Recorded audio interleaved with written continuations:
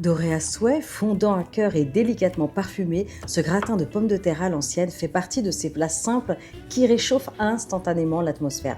Avec ses pommes de terre tendres, ses oignons doucement confits et sa généreuse alliance lait et crème, il évoque les repas familiaux d'autrefois où le temps semblait ralentir autour de la table.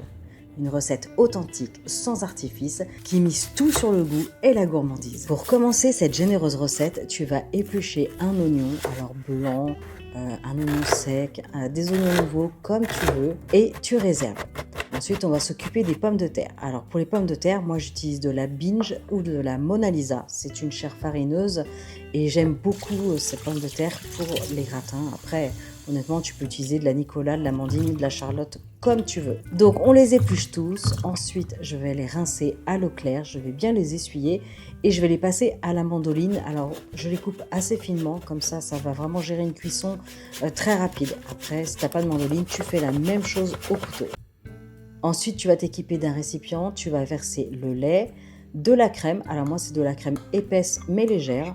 Je vais ajouter le poivre, une bonne pincée de sel, de la noix de muscade râpée. Je mélange le tout, puis je réserve. Ensuite, tu prends un plat à gratin et là, tu vas beurrer généreusement le fond. Si tu n'as pas de beurre, tu peux utiliser de l'huile, pas de souci.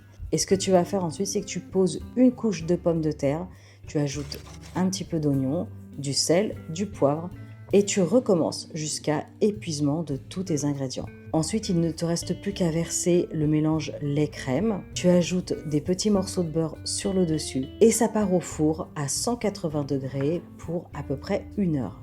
À la sortie du four, ton gratin doit être bien doré et surtout bien tendre. Au dernier moment, j'ai ajouté un petit peu de persil haché et il n'y a plus qu'à faire une jolie part. Tu peux servir avec de la salade et si tu veux quelque chose de plus complet, n'hésite pas à ajouter une protéine.